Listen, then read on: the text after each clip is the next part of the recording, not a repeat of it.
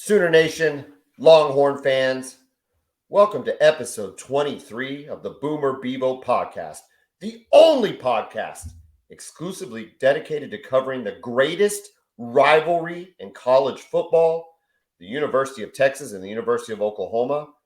And this week is the quintessential reason d'etre.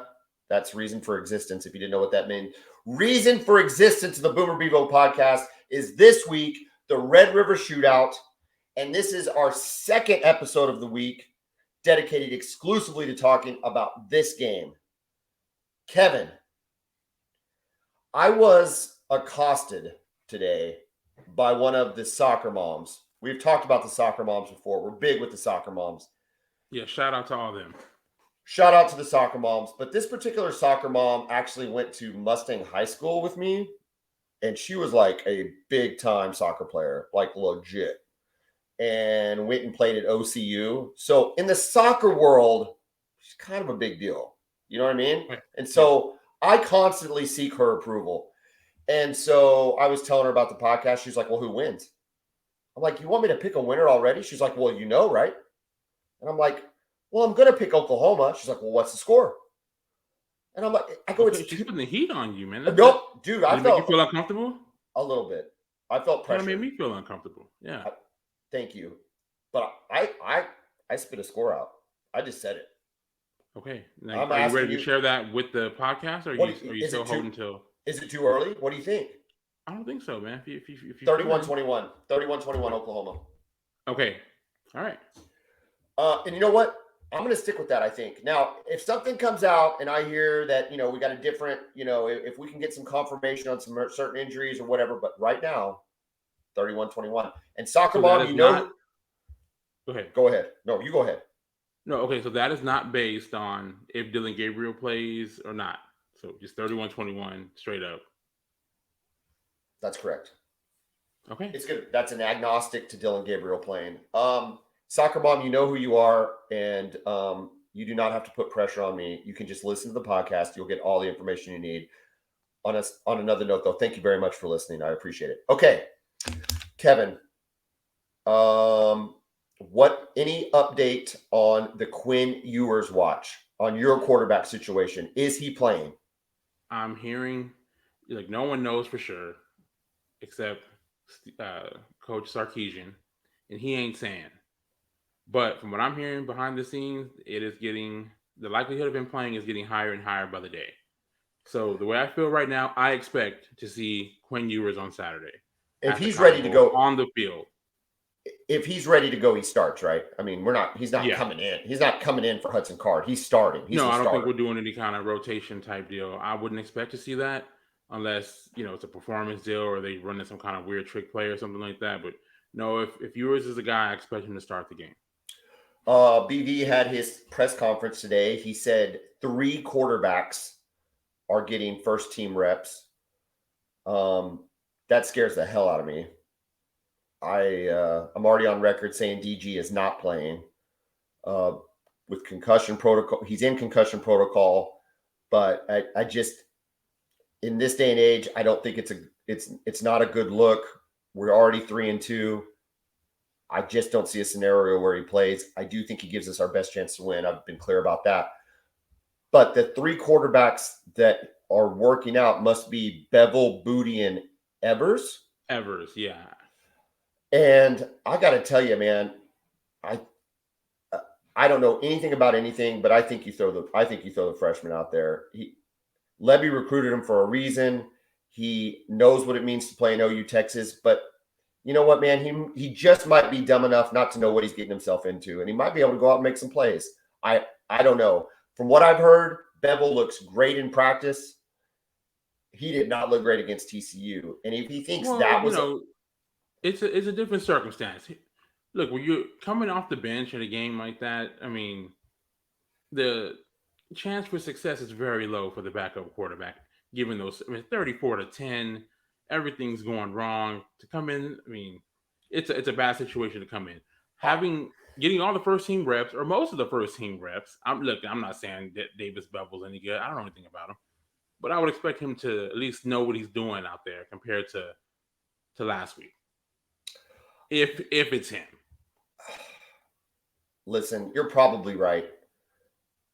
You're usually right. I usually am. Yeah. You're usually right. But I don't know. It just looked so bad. The visions of what his passes looked like and the indecisiveness and everything that went with it just has me snake bit. And it's not like this is a less stressful environment than TCU after already being up 34-10. You know? Like, Yeah, this we've is seen what this environment does to great players. I mean, we To can go great through the players. list. We can go through the list of really good quarterbacks that lost in their first game. Kyler Murray comes to mind, Heisman Baker Trophy winner. Mayfield. Baker Mayfield. Jalen Hurts looked terrible in that game. Yeah, Vince Young. Yeah.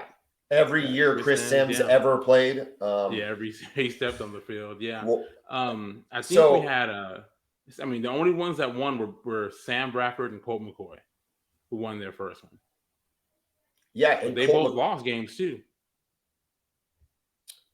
Which one did Colt lose? Colt lost 07. That was Sam's first year. And was that Colt's first year too? No, Colt's first year was 06. Oh, he won 06 against Paul Thompson. Yeah, I was at that game. Yeah, it was 28-10. I was at that game. That year, we've talked about that season with Paul Thompson. We were not as bad as people want to remember. That team was actually really, really good. They got screwed at Oregon. Your only loss would have been to a Texas team. We were a pretty good team. That was a lot of fun. That ended up being the Boise State year, but still, it was a lot of fun. You won the Big 12 that year because Texas blew the game against A&M the day after Thanksgiving. Put you guys in the Big 12 championship game. That's right. And then we went up in the freezing cold and took care of Nebraska. And Paul Thompson was a big reason for that. He was. Yeah, was that Arrowhead when? Oh yeah. Yeah. When they still Texas used to have. never played in it. Then they played. The only time Texas played in it was in Dallas and then in Houston in 01, and then after the 05 national championship season, and then 09, which is also at the Jerry World. I thought Jerry World just makes the most sense, doesn't it? Now it does, yeah. Absolutely. I mean, playing at I guess back when Nebraska was there, but man, Arrowhead in December, my God, you were just begging for weather. I mean, the K-State lost at the 03 season for OU. I mean, the conditions that day just looked miserable, cold, unbelievable. Windy. On the more on the injury front from Oklahoma, Marcus Major is. Dude, I'm putting him in the doubt. From everything I'm hearing, I'm putting him in the doubtful category. And I think that hurts. I think that really, really hurts. What about Eric Gray? Didn't he left the game injured, right? He left it, but I haven't heard anything about it. Okay. Javonte Barnes look good though. Javonte Barnes looks good, and dude, if nothing else, the guy runs hard. He runs so hard, and I mean, he is zero. He's all pedal, no brake, or whatever the saying goes, and he's really good. All gas, no brake. All gas, no brake. Also, I did see Gavin Sawchuk get into the game late. He got a couple carries. Freshman out of Colorado. He's a talented guy, really fast. He hasn't played. I don't know if he's played at all before this. He's supposed to have track-like speed, right? Like, really fast. I don't know if he has played before this game, but again, you had no Marcus Major, and then Eric Gray got hurt, so you have to have somebody to come in and give Javonte Barnes a rest. The injury situation is just further compounds all the feelings Oklahoma's already experiencing, because the TCU loss was really, really bad, but the laundry list of injuries is rough. But it's interesting. I want to see if you agree with this. So I was listening to Bob Stoops on the radio today. Speaking of Marcus Major, he contends, and I'm sure Bob knows, turnovers and running the ball. If the person wins the turnover battle and has more yards rushing, it's almost a guaranteed win. Is the game that simple, even in 2022? In a lot of ways it is, especially when it comes to turnovers.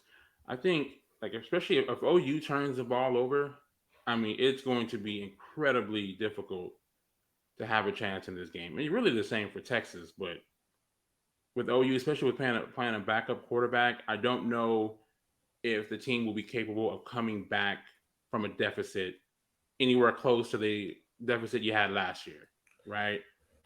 Yeah, So no, I no agree. turnovers, man. Can't And happen for OU. and I know it doesn't go in the stat column, but I also think that includes turnovers on downs. Because Yeah, those fourth down pickups are becoming more a part of the college football game, especially here recently. More and more schools go for it. I like it. I think you should go. I bet the analytics say to go for it, so that's probably why they do it. But when you don't pick it up, it is a gut punch in a lot of ways. It really, really for is, sure, and it for sure. it it, it gets the defense fired up. So we got to keep an eye on that. But if Bob is correct that turnovers and running the ball and having the winning the rush game, that is not a win right now. That makes me nervous for Oklahoma because you guys have Bijan Robinson. Correct. But I will say this: the Texas run blocking has not been good this year. Pro Football Focus had a crazy stat. It's one of the craziest stats I've seen. They said that Texas had the number one rushing offense in the Big 12, but they had the worst run blocking in the Big 12. So number one rushing offense, the worst run blocking. How do And they? that just speaks to the brilliance of Bijan Robinson. That's just how good he is. He How do leads they? the entire conference in broken tackles. Okay, Real quick, how do they measure run blocking? How does that get measured? Is it I yards think after? by no, I think it's the offensive line, how they block, and how many guys get penetration against the offensive line. Okay. Wow, that Okay, is a crazy stat. listen, Bijan Robinson has more missed tackles than every team in the Big 12. Him individually, he has more broken tackles than every team in the Big 12 does by a wide margin. It's You know, crazy. I got to tell you, dude, up until last week, I would feel good about that stat.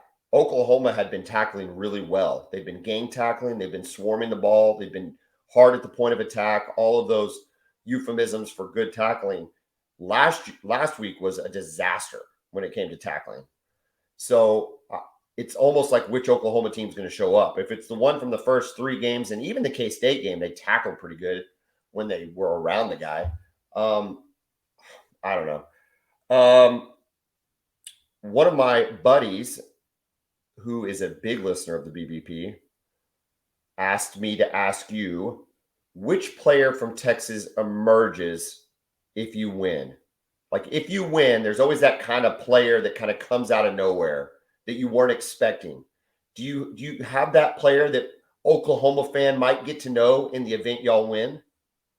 Yeah, I think it's Tavian Sanders, the tight end. I think we talked about him on Sunday's recap against West Virginia. 5-star athlete, struggled a little bit last year learning how to block. He was basically a big wide receiver in high school. And he's become a really talented tight end, best tight end Texas has had since Jermichael Finley. He's really hard to cover. If Billy Bowman isn't there, it just becomes even more difficult. Just because they may try to cover him with Deshaun White, but I mean Deshaun White's 6 foot, Jatavian Sanders is 6'4". Um, so I expect him to have a big game on Saturday. I certainly hope he does. Also, I mean he's been around for a while with Jordan Whittington, the wide receiver. He's a really talented guy. He just can't stay healthy. As a matter of fact, he got injured in the Cotton Bowl last year. Kind of really affected the offense when he went down in that game. He was always kind of the safety valve for Casey Thompson. So I think one of those two guys, if we're talking offensive players. I think I think your wide receivers have to be salivating after what they saw against TCU by Oklahoma. They've got to be just licking their chops, and it's frustrating because I thought we were going to see better strides in the secondary, and we just haven't seen it yet. And TCU really exposed it. And Xavier Worthy, and if to your point, if your tight end and your off receiver are, if they do end up being the standouts, again, not a great recipe for success for Oklahoma. Yeah, I mean, Worthy, you kind of know what you're going to get from him, right? You know what he brings to the table. You saw it last year when he was a true freshman. To play like that in that game, it was incredibly impressive for me to watch. I mean, I just to think see this dude come out like that I in think that game. for Oklahoma, if we're to win, it's going to be Javonte Barnes. I think Yeah, Javonte Barnes has to have a breakout kind of game. And when I say a breakout kind of game, depending on the quarterback, he needs to have almost over 150 yards, which sounds a okay. little bit. I know that's like, whoa, well, he's never even run for 150 crazy things yards. have happened, man. Yeah, and he hasn't broken any either. So, but I mean, if Oklahoma, especially if we're going with Booty or Bevel or Nick Evers, they're going to have to. If we're going to win, we're going to have the running game. And at this point, I think our most explosive option is going to be Javonte Barnes. So for me, that's the player. If Oklahoma wins, that's who we're talking about on Sunday morning is Javonte Barnes. And of course, the usual suspects, right? Marvin Mims has to have a big game, right? I mean, that goes without saying. And I think, though, one thing about Texas, right? The struggle to put away games, right? And the struggles away from home. Sark has only won one game away from DKR. One game in the season and a half he's been the Texas coach. They beat TCU last year at TCU the week before the Red River Shootout. That's the only road game he's won at Texas, right? So I think that's something that that Brent Venables is probably trying to tell the team, right? Also, Texas hasn't been able to put away teams in the fourth quarter. You saw that Texas Tech game. You heard what Joey McGuire said. Hey, we knew if we just hung around and we kept punching them, eventually they'd break. And they did. Listen, if Oklahoma can make it to halftime within three, say inside a touchdown, that's going to have Texas is going to start getting puckered up a little bit. They really will, because of the doubt comes back.